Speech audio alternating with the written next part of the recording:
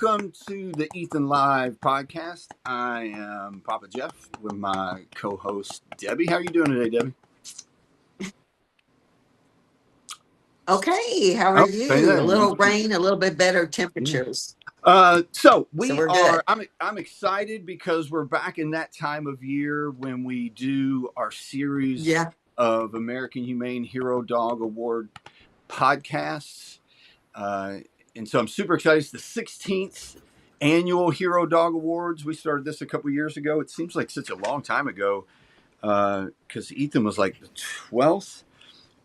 It just seems like so long ago. So for people that don't know, just some upfront information, you have until September the 18th to vote. Go to AmericanHumane.org. Right. Click on the Hero Dog Awards. You can vote until then. The gala is set for December the 3rd in Washington, D.C. You can also get information if you want to attend the gala in Washington, D.C. And we're getting ready to bring on our first guest. Just a heads up for folks. Wednesday, Thursday, Friday this week, we're going to spend some time at the Kentucky Prosecutors Conference in Lexington. And so we'll probably get some good information there. Maybe we even take some time and do a podcast or two from there just to give some people information. Good. And we'll keep everybody up to date on our court situation. But getting into our American Humane Hero Dog podcast, we want to bring on our first guest, who is Stacy Elliott, who has the Emerging Hero and Shelter Hero Dog semifinalist Bubbles. And I believe that is, wait a minute, where did you go? Here we go. Don't lose her. Uh-oh. Here we go. Now we got everybody. There we go. And I believe that's Bubbles she has right there. How are you doing, Stacy? I'm good. How are you?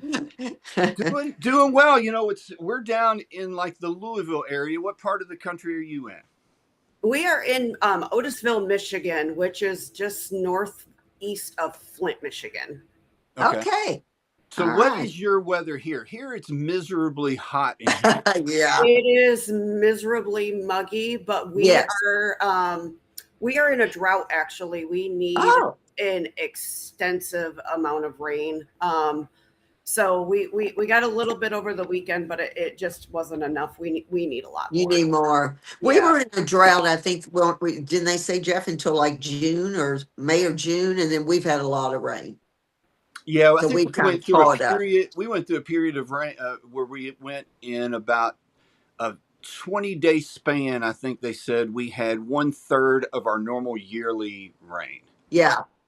I mean, we caught up there for a little bit. So it was a little crazy. But to get into what we want to talk about, Stacy, tell us a little bit about like your background and what you were doing leading up to before you got beautiful Bubbles there. And so before I got Bubbles, I was actually a bookkeeping and accounting assistant. And I actually took a vacation day off of work to go pick him up because we found him on Facebook. He was posted in a hunting group. He was blind, couldn't keep up with the pack. So they decided to go ahead and rehome him. And I drove in a horrific snowstorm all the way to the west side of the state to go pick him up. Now he's a beagle. Is he the only beagle in the home? He is not the only beagle in the home. We currently in the home we have 3 that reside in the home, but there's 4 here currently. We actually have a beagle rescue. Currently we have 13 dogs in rescue. One of them is actually in here recovering. She just had a leg amputated a week ago. So she's in recovery. We do have another blind dog who has also had the bilateral inoculation. His name is Ricky. And then we have Bubbles' partner in crime and his little sidekick. That is Nugget. Oh, okay. I think we heard Nugget just a few minutes ago, maybe. Is that who we heard? Yeah, that would be who you heard. So Nugget is your typical stereotype for the beagle. She's pretty loud and lets you know when she hears the wind blow. And what was the procedure you mentioned, Stacy? What is that? The bilateral enucleation, that's when both eyes are removed. Okay. Yep. So Bubbles' surgery was performed right after his first birthday. He was blind from birth. And when we took him to the veterinary ophthalmologist, we found out that he had 4 different genetic birth defects, plus was at a high risk for early onset glaucoma before age 5. Oh, So my. since he was blind anyways, we decided Uh-huh. to just avoid waiting for the pain, avoid waiting for things to proceed. And we just went ahead and we took his eyes to avoid any problems further down the road. And he just turned 5. So that was kind of a milestone birthday that we've kept him happy. We've kept him healthy. We've kept him comfortable. And he is the happiest boy in the world. Oh. It doesn't slow him down at all. He is Going back to when you found him, were you looking for another beagle? Were you specifically? How did you just come across him online? And when you found him online, was he this active, or is he just kind of come out of his shell? So he was actually, because he was a hunting dog. He was outdoors in a hunting kennel. When he first came into the house here, he was actually very scared. And that's how our story started, was with Nugget, because of the dogs that we had here in the house, Nugget noticed his disability right away, even though his eyes were present.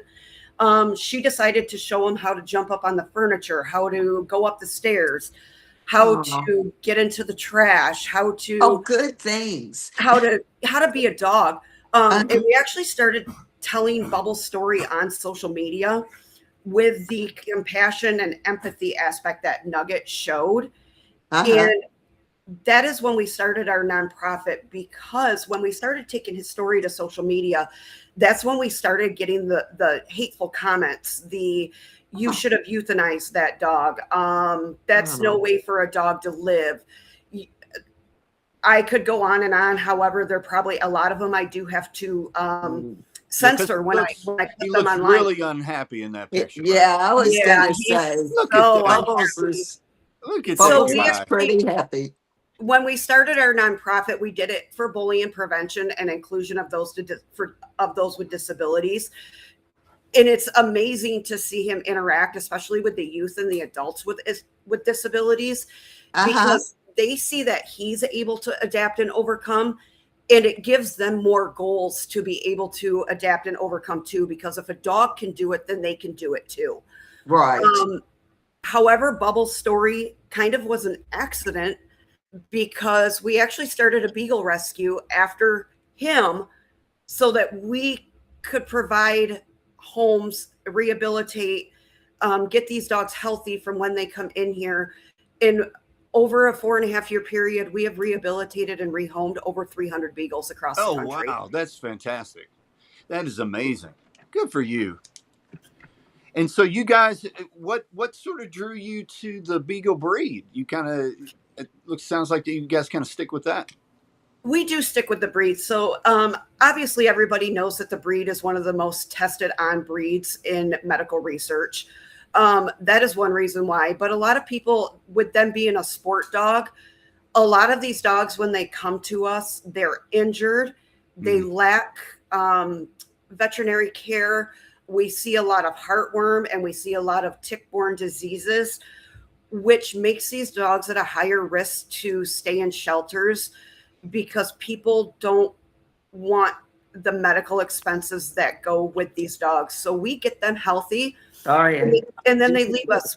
We've battled so much heartworm, and we won. Right. Oh, well. Yeah. What about, we see so many of these testing cases around the country where, they're testing these products on dogs. And beagles. So many times it comes across that they're testing on beagles. What is it about that breed that you think they test on those dogs the most? Because beagles are very docile. You could literally hurt and continue to hurt a beagle, and it is still going to want to be your best friend. They are very loving, very forgiving, and they're not an aggressive breed. So when you go to hurt these dogs, they're not going to snip at you, because it's not in their nature to do it. So, and that is why they're tested on so much. Plus, they're a smaller breed. They're very, you've seen them in every size. You see them from, people call them pocket beagles. They're very petite and tiny, and it makes them easy. I wondered about that because I know they use them a lot for makeup testing, because a lot Which of them makes no sense to me because they have the most beautiful natural eyeliner ever. If you've ever seen a beagle, you'll see that they've got there you that go. beautiful black eyeliner. Yeah. So That's why very are they testing on them, poor so. babies? So was it after that Bubbles story and Nugget sort of took Bubbles under Nugget's wing? That was it after that you guys started the 501c3 nonprofit? That was after we started the 501. When we originally started it, it was supposed to be for the bullying prevention and the inclusion of those with disabilities. So what I actually do with Bubbles is I do take him throughout the state of Michigan, Ohio, and Indiana.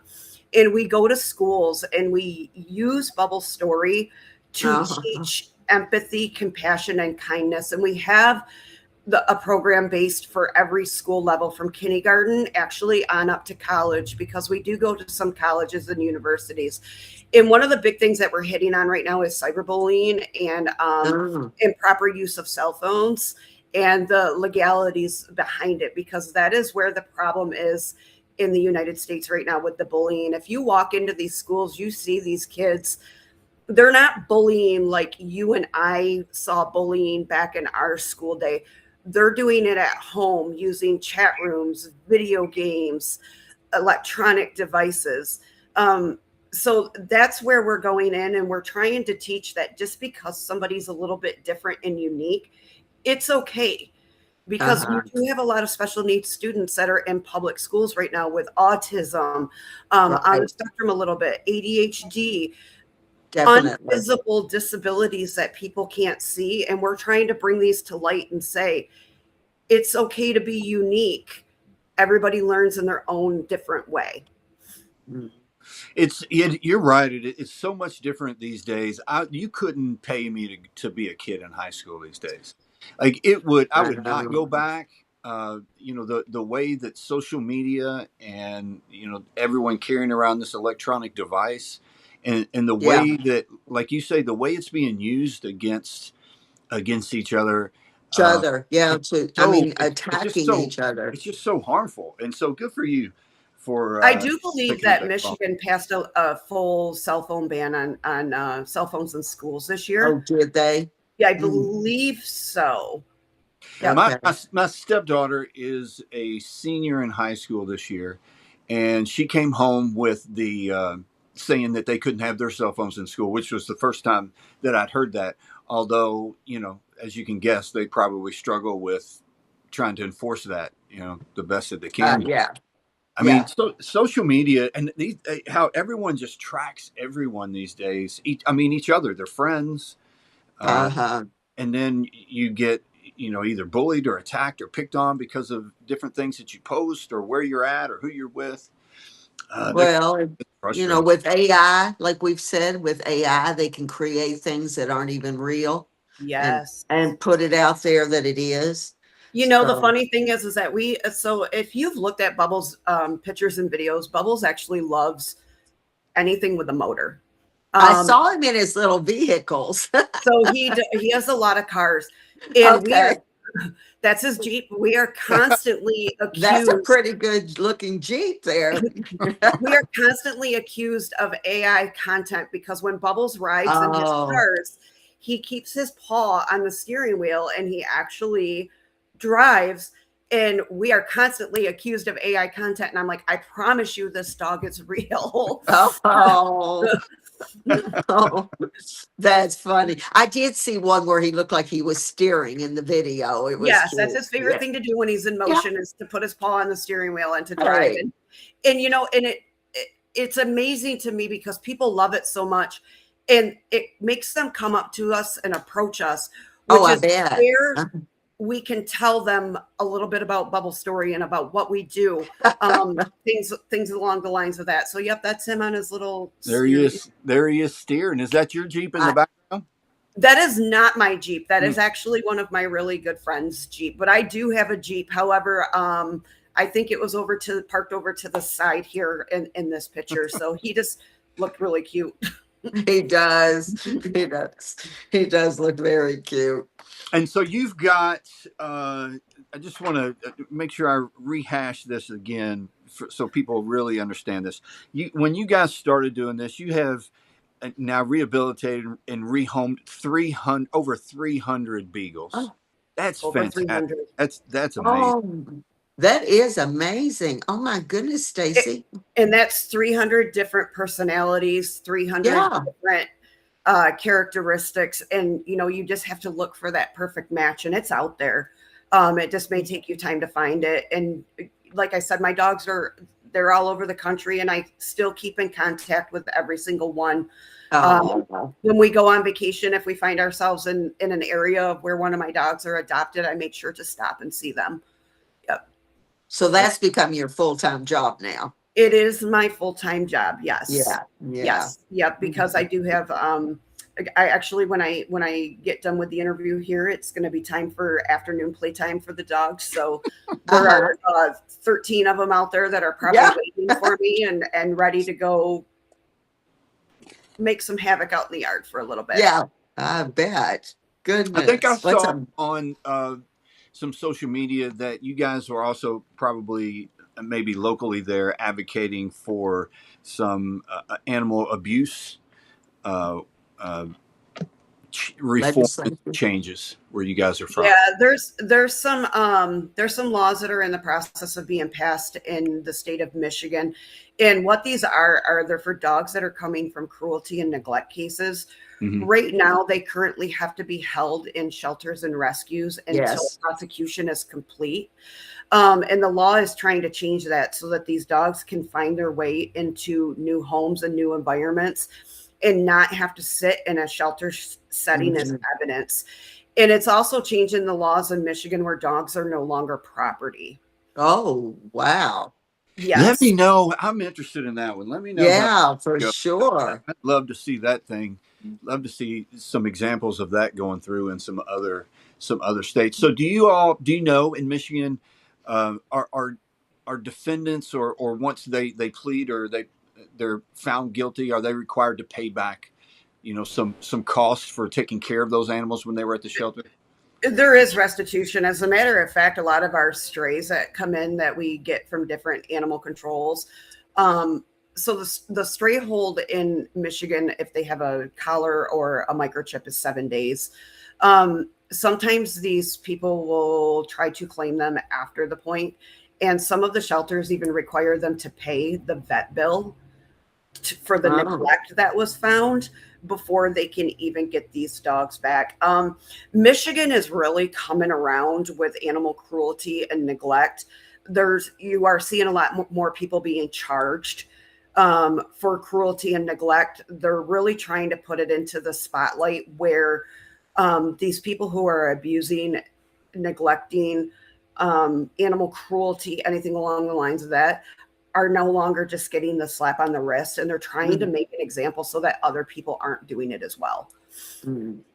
Yeah, and that's an ongoing struggle. I know we fight that here too. So that's good. Yeah. Good job. Hopefully that some of those things pass through there. It's now we're sort of in the situation where we're trying to close a couple little loopholes where we've seen a good law passed, and but yet even people that do something horrific, kill a dog in a horrific way, are not getting any time at all. They're just getting diversion and probation. Yeah. And so trying to figure out, we've got some things and some ideas. We're trying to figure out a way to put that in place where that doesn't happen.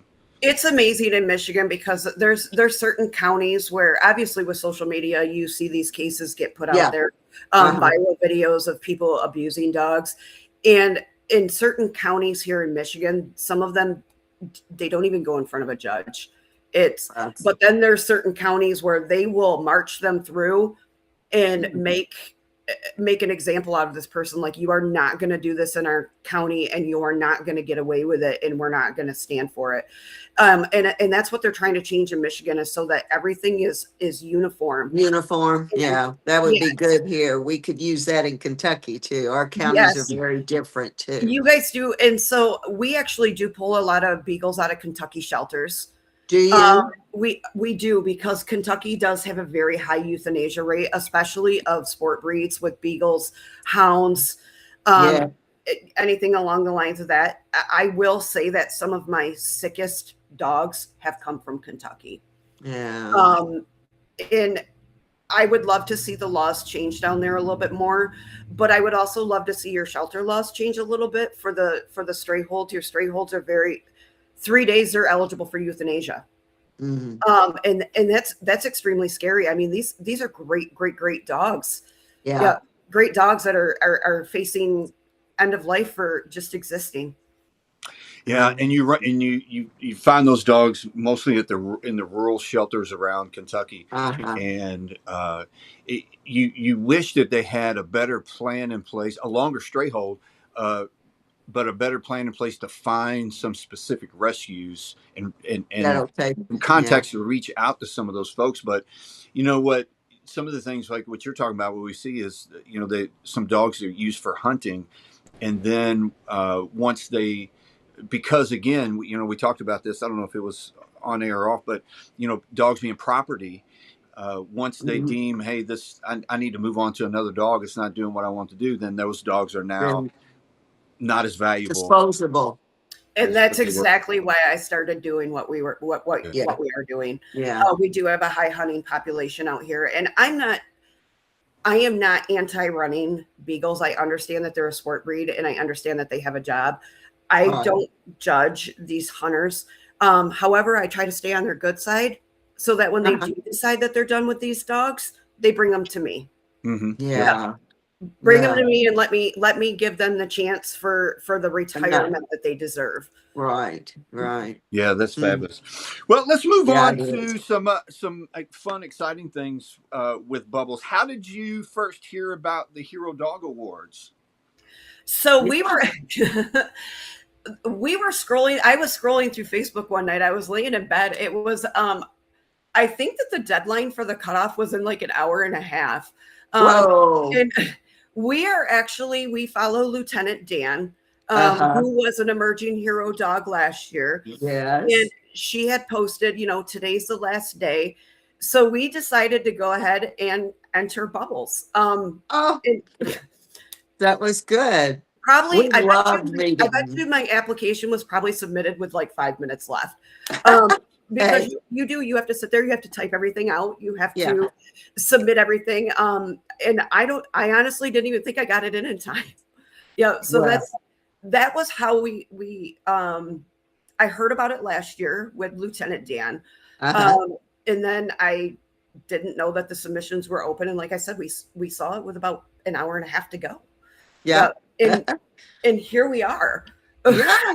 Yeah. Well, that Isn't takes it me cool? to how exciting was it when you found out that Bubbles was the semifinalist? It was really Did you get a phone call? What'd you get this time to let you know? I got an email. Email. Okay. Yep. I Okay. got an email and I about fell out of my chair. Yeah. I couldn't believe it. I called my husband right away. Obviously, right away. That's the first person who I'm going to call. Yeah. He couldn't believe it. However, I had to tell him, hey, we can't say anything until this specific date. Uh-huh. And that was the hardest part, because one thing that I do with our Facebook and with our rescue is transparency. I try to make sure everybody knows everything that is going on, and I couldn't. And I almost kind of had to take a social media break just so that I didn't accidentally say anything. Let it slip. Yes, I didn't want to let it slip. I didn't want to accidentally say something. Yeah. I do know on August 10th, when that was released, one of my first people I talked to was Lieutenant Dan's mom. Oh yeah, So Laura. I did even have to keep it from her, and that was so hard. Oh yeah, yeah. Well, Yeah. I'm sure she was thrilled for you all too. Yeah, we enjoyed spending quite a bit of time with Lieutenant Dan and Laura and her folks. It's a I love the Hero Dog Awards because it highlights like what you guys are doing. I mean, it highlights Uh-huh. things that you don't normally see or hear about unless this was to come. These Hero Dog Awards were to come. This contest was to come up, and I it's a I shame finally took because this is such good stuff that you guys are doing. I finally took time this weekend to actually read through all 25 of us. It's I read amazing, isn't 25. it? It is. Yeah. And, I wish I would have read it earlier because there is also an emerging hero dog in our category by the name of Rally Roo. Yes. And, Uh-huh. and he is an amputee. And, I just went through my first amputee surgery. I've never had to do this before. And Wow. it would have been a great resource for me to reach out to, and I probably still will because I'm going to have a lot of questions in the recovery, especially with a rear amputee, which Riley Root is. Yes, So yes. I'm probably am going to reach out to them for a little bit of insight on this because it is new to me. Lieutenant Dan's mom was wonderful with us before the procedure.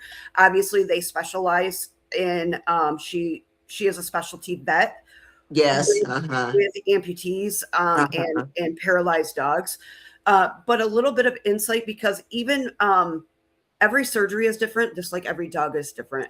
So Right. the more people that I can talk to get insight of what could possibly happen here, it's no different than Bubbles with the bilateral inoculation. We love to help people with blind dogs, but Uh-huh. every dog's recovery is different and unique, and how the dog responds to everything is different and unique.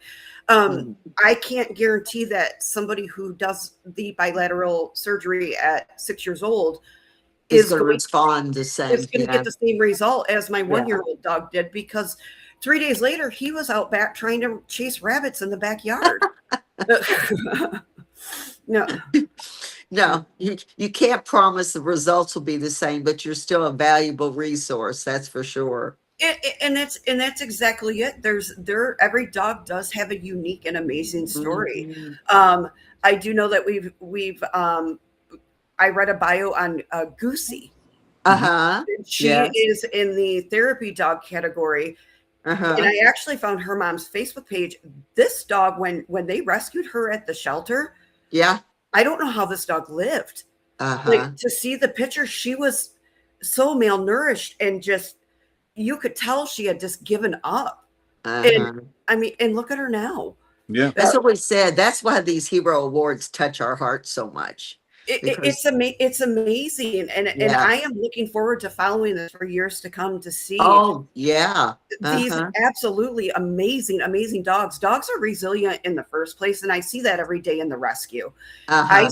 I see these dogs at their worst when they come in. They're shut down, they're scared, they're Yeah. starving. They don't know what love is anymore.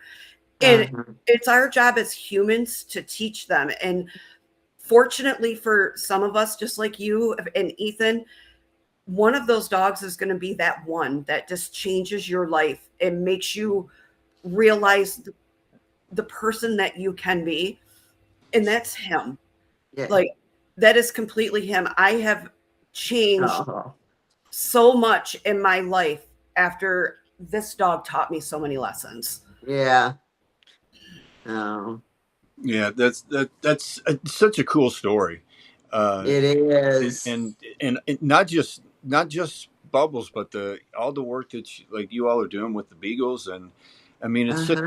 it's such important work to be done. Tell us how. Tell us about Bubbles at home and his favorite things to do and his personality, and tell us what he's all about. Oh boy, I don't know if you guys are ready for this. So, Bubbles likes to watch TV.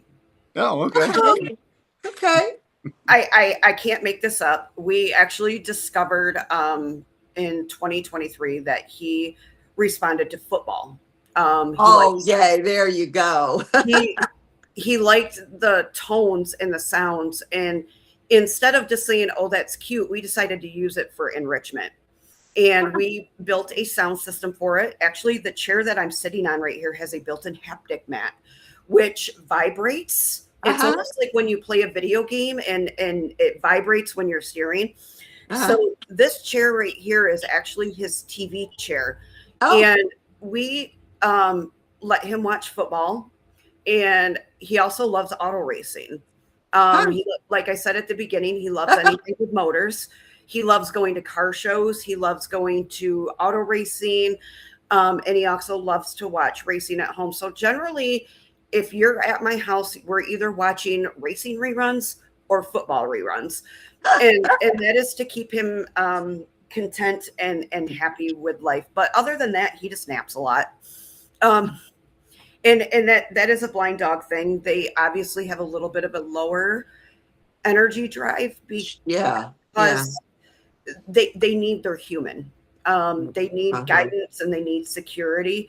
And he probably knows it's getting close to 1 o'clock, and he knows that I'm going to walk out that door to go take care of the kennel kids, which is why he's just becoming kind of a little content in life and laying on his haptic mat, because I actually do have a race on for him right now. That's really cool. I mean, seriously, good choices though. I mean, it's a great enrichment. He loves going out in public. He loves large events and large crowds. We take him to Bark in the Park with the Detroit Tigers, usually 2 times a year. We can take him to football games. We can take him to auto races. We can take him into loud environments, and he's okay. He's going to be okay. He's comfortable. How does he do with people approaching him? He does not like to be approached. Okay, I wondered. Okay. No, he does not like to be approached, and people are extremely, extremely respectful of that. Yes, they should be. I love to take the time to talk to kids and explain to them, because he's blind. You do have to approach him differently. And I will let the kids, softly pet his back. He is very protective of his face. And he wasn't that way at first until we started going out in public more. And the human nature is to go to a dog and to their face. He does not like it. Okay. Yeah, he does not like that. So we protect him from that. And when we do go out in public, if it's not 100 degrees like it is right now, we do vest him that, do not approach. And it's not that he's aggressive. It's just we don't want him spooked. Right. Well, those are good lessons for children and adults both, on how to approach an animal. Because like you said, every dog's different. It is a great lesson. And when we do go into these schools with our bullying prevention program, we usually do set aside 3 or 4 minutes, especially with your preschoolers, your kindergartners, your first grade, your second grade. And we talk about approaching a dog and how every dog is different and how every dog is unique. I am actually a dog bite victim. I was right here when I was 4, and I actually have a scar on my arm because I put my arm up to protect my face. And I was that kid that probably needed that lesson, because I just thought you could go right up to them and you could just go right up to any dog. Right. So it's great to have a dog with differences and be able to teach the uniqueness, especially to these kids, because they do remember it and they do think about it when it comes time to, please ask the owner, can I pet that dog? That's wonderful, Stacy, really. Yeah, that's fantastic. And it's the reason, again, why I love the American Humane Hero Dog Awards, because as you will probably hear Dr. Robbins say many times, there's a hero on both ends of the leash. And I love when people talk about, spreading kindness. And with that, like this is your turn to get on here and talk about Bubbles, and you have you get on and talk about Goosey, and Amy pops on and says, you're on here talking about her dog, and it's your turn to talk about your dog. See, that's just it's a contest, but it's about the dogs, right? I mean, it is. That's right. It is. It's about the dogs, and it's about the uniqueness and the characteristics that make all 25 dogs unique. And to go and to read their stories. when people think of hero dogs, and I'm not putting anybody down, people automatically think of police dogs, Right. That canines, they're the only, yes. the military dogs. Right. You know, And and they are definitely heroes, but there are heroes other ways there too. are heroes in other ways, and a lot of people don't know beagles actually are federal employees. I don't know if you've ever heard of the Beagle Brigade. The Beagle Brigade is used at national airports to detect illegal food that is being brought into the United States, and those are beagles. Oh, very cool. No, I did not know that. Yes. Yes. Okay. So the Beagle Brigade, if you go to a large international airport, I know Yeah. Detroit has them. You have your beagles that are detecting the illegal foods that are being brought into the United States. Okay, I'm gonna have to pay more attention the next time I'm in a large airport. I'm gonna Oh, look they're for the beautiful. beagle. Next time you're bringing something illegal into the country, Debbie, you need to pay a little bit The more. beagle will find me. That, That's you know what, those beagles are going to find that food, and they could not have picked a better breed to do food detection, because and especially like I see it with Bubbles, because his scent is enriched because he has lost his sight. Yes. I mean, this man can smell a cheese at like 4 blocks away. Like, he knows it's there. Oh shoot, that's fun. Love it. That's very cool. Well, this you have until September the 18th to vote. There is Yes. all 25 semifinals. We're hoping to have as many as we possibly can on. I think last year we had about 20 on. We ran into an issue. It's always tougher to contact the military folks. That's always a little bit more. But this is about Bubbles. Read all of the stories. Bubble is in the emerging hero and shelter hero dog category. There are 5 semifinals. Go to the website. Again, you have until September the 18th to vote.